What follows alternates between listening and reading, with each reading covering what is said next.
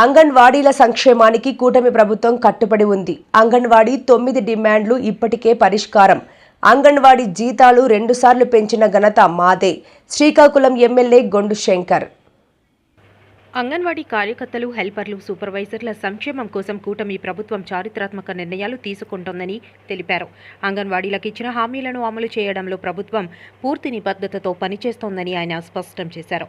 శ్రీకాకుళంలో నిర్వహించిన మీడియా సమావేశంలో ఎమ్మెల్యే గొండు శంకర్ మాట్లాడుతూ, గతంలో ఎన్నడూ లేని విధంగా ప్రభుత్వం అంగన్వాడీ కార్యకర్తలకు 2 సార్లు వేతనాలు పెంచిన ఘనత సాధించిందన్నారు. ప్రతి నెల 1వ తేదీన జీతాలు చెల్లించే విధానం అమలు చేసి జీతాల ఆలస్యానికి శాశ్వత పరిష్కారం చూపామని తెలిపారు.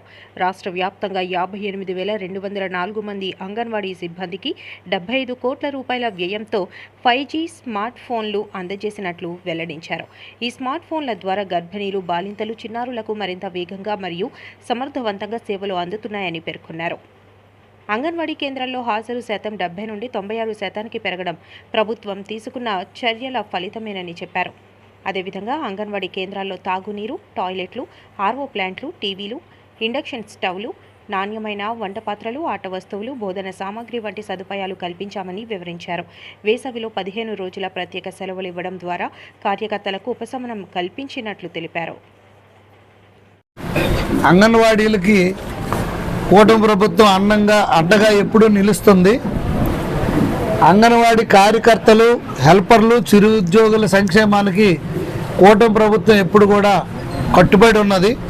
గతంలో ఎన్నడూ లేని విధంగా తొలిసారి 2 సార్లు అంగన్వాడీ వర్కర్స్కి జీతాలు పెంచిన ఘనత తెలుగుదేశం ప్రభుత్వంలోనే జరిగింది. అది కూడా చంద్రబాబు నాయుడు గారికే ఆ కీర్తి దక్కుతుంది. ఎన్నికల్లో అంగన్వాడీలకి ఇచ్చిన ప్రతి హామీని కూటమి ప్రభుత్వం తప్పకుండా నెరవేరుస్తుంది. దానికి మేము కట్టుబడి ఉన్నాం. దాన్ని నెరవేర్చడానికి నిరంతరం కృషి కూడా చేస్తున్నాం. అధికారంలోకి వచ్చిన వెంటనే అంగన్వాడీలన్నింటికి కూడా మౌలిక వసతులు ముందు మనం సమకూర్చడం జరిగింది.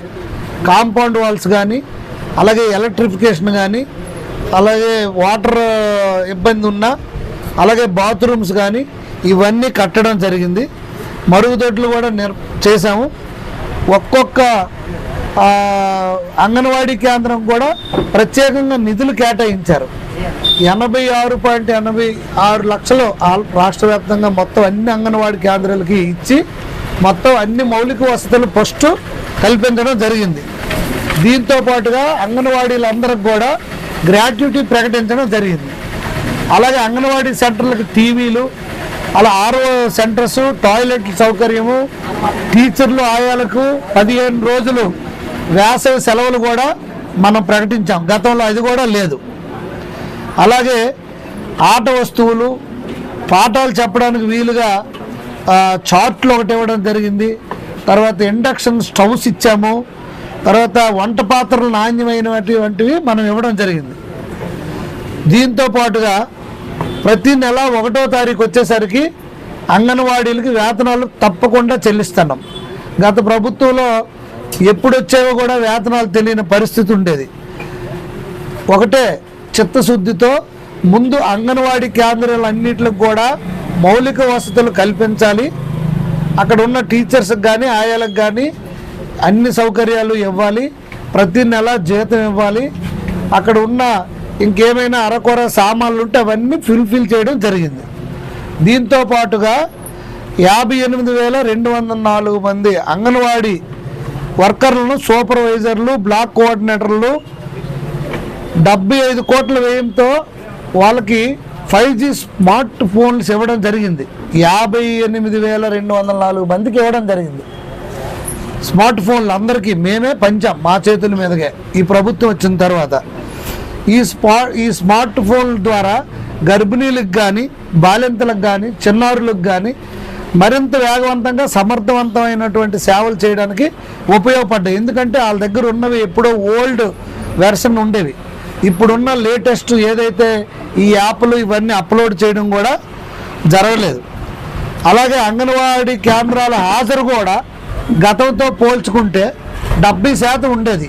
ఇప్పుడు అది 90% రావడం ఈ ఎన్డీఏ కూటమి యొక్క ఘనత, ఈ ఎన్డీఏ కూటమిలో వచ్చిన తర్వాత గౌరవ ముఖ్యమంత్రి వర్యులు తీసుకున్న చర్యల ఫలితంగానే ఈరోజు 90% హాజరు కానీ అన్ని వసతులు, మౌలిక వసతులు ప్రతి అంగన్వాడీ కేంద్రంకి ఇప్పుడు వెళ్ళొచ్చు.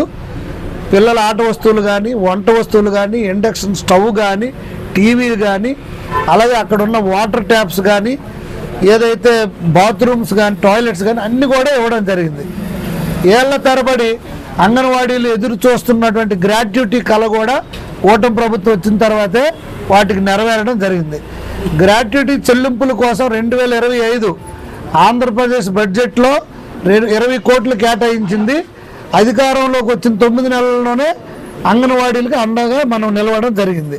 రాష్ట్ర వ్యాప్తంగా 5,000 మినీ అంగన్వాడీ కేంద్రాలు పూర్తి స్థాయి అంగన్వాడీలుగా అప్గ్రేడ్ చేయడానికి మనం ఒక్క శ్రీకాకుళం కాన్స్టిట్యున్సీకి వస్తే దాదాపు 60 మంది మినీల్ని మనం అప్గ్రేడ్ చేసి ప్రమోషన్స్ కూడా వాళ్ళ చేతిలో పెట్టడం జరిగింది.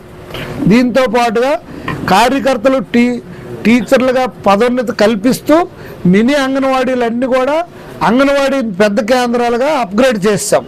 అంటే ఇటు వాళ్ళకి పదోన్నతి వచ్చింది, అక్కడున్న మినీ కేంద్రాలని అంగన్వాడీ కేంద్రాలకు కూడా చేయడం జరిగింది. అలాగే రాష్ట్ర వ్యాప్తంగా దాదాపు 5,000 మందికి మనం ఈ అవకాశం కల్పించడం అయింది. అంగన్వాడీ ప్రతిపాదించిన డిమాండ్లలో 9 డిమాండ్లు ఆల్రెడీ కూటమి ప్రభుత్వం ఇప్పటికే నెరవేర్చింది. వేతనాల పెంపు అంశాన్ని కూడా వీలైనంత త్వరగా అమలు చేయడానికి ప్రభుత్వం కృషి చేస్తుంది. అది కూడా త్వరలో నిర్ణయం తీసుకుంటారు. అందరికీ తెలుసు, అంగన్వాడీ వర్కర్స్కి తెలుసు, అలాగే కానిస్టేబుల్స్కి తెలుసు, టీచర్స్కి తెలుసు, తర్వాత హోమ్ గార్డ్స్కి తెలుసు. ఈవెన్ ఎంతోమంది వేతనదారులు 12,000, 13,000 ఉంటే వాళ్ళకి 18,000 చేయడం జరిగింది. అలాగే హోమ్ గార్డ్స్కి కూడా ఏదైనా కాంట్రాక్ట్ వర్కర్స్కి కానీ, అవుట్సోర్సింగ్ వర్కర్స్కి కానీ, ఏదైనా ప్రాజెక్ట్ వర్కర్స్కి కానీ ఈవేళ జీతాలు పెరిగాయంటే అది తెలుగుదేశం పార్టీ టైంలో అప్పుడు, ఇప్పుడు కూటమి ప్రభుత్వం టైంలో, అది కూడా గౌరవ ముఖ్యమంత్రి నారా చంద్రబాబు నాయుడు గారి హయాంలోనే ఇది కూడా పెరగడం జరిగింది. రాష్ట్ర ఆర్థిక పరిస్థితి క్లిష్టంగా ఉన్నప్పటికీ ఉద్యోగుల సంక్షేమం దృష్టి పెట్టుకొని కూటమి ప్రభుత్వం కట్టుబడి ఉంది. అందుకే ఎంత కష్టమైనా ప్రతి నెల 1వ తారీఖు జీతం ఇవ్వడం జరుగుతుంది. అదే ఈ ప్రభుత్వానికి ఉన్న నిబద్ధత. దాంతో పాటుగా 5,000 కోట్ల పైచీలకు బకాయిలు చెల్లించడం కూడా జరిగింది. గత ప్రభుత్వం ఆర్థికంగా రాష్ట్రాన్ని పూర్తిగా ఎలా దివాలా తీసిందో మనందరికీ తెలిసిందే. వారు చేస్తున్న అప్పుల్ని రాష్ట్రానికి వస్తున్న ఆదాయంతో పాటు ఇంకా అప్పులు తెచ్చి వడ్డీలు కట్టాల్సిన పరిస్థితి నేడు రాష్ట్రంలో ఉంది. దీంతో పాటుగా గత ప్రభుత్వం తీసుకొచ్చిన అప్పులన్నీ కూడా 12.5% వడ్డీ రేటుకి తీసుకొస్తే వాటన్నిటిని కూడా మనం 9.8 వరకు తీసుకొచ్చాం వడ్డీ రేట్ల శాతాన్ని. దానివల్ల మనకు 1,500 కోట్ల రూపాయలు ఆదా అవుతుంది రాష్ట్ర ప్రభుత్వానికి. దీంతో పాటుగా ఇంకా దాన్ని గౌరవ ముఖ్యమంత్రి వర్యులు 9.2% వడ్డీకి తీసుకురమ్మని చెప్పడం జరుగుతుంది.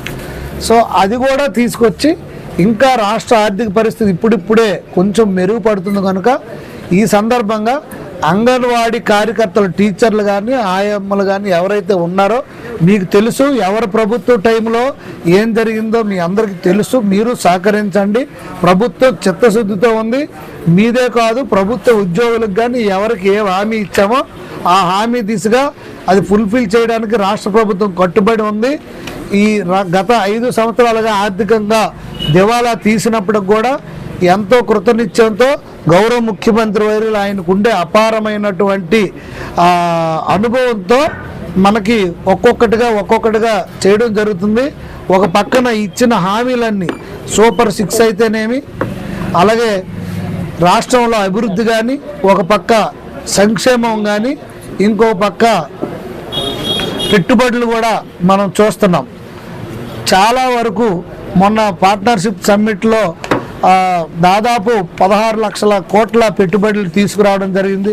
దీనివల్ల దగ్గర ఒక 13 లక్షల మందికి ఉద్యోగ అవకాశాలు కల్పన జరుగుతాయి. ఆల్రెడీ కాగ్నిజెంట్ పెర్ఫార్మెన్స్ స్టార్ట్ చేసింది. మనం ఏదైతే గూగుల్ ఉందో దాన్ని కూడా వైజాగ్ వస్తుంది. ఒక పక్క మనకి ఈ మే జూన్లో భోగాపురం ఎయిర్పోర్ట్ కంప్లీట్ చేసుకుంటాం.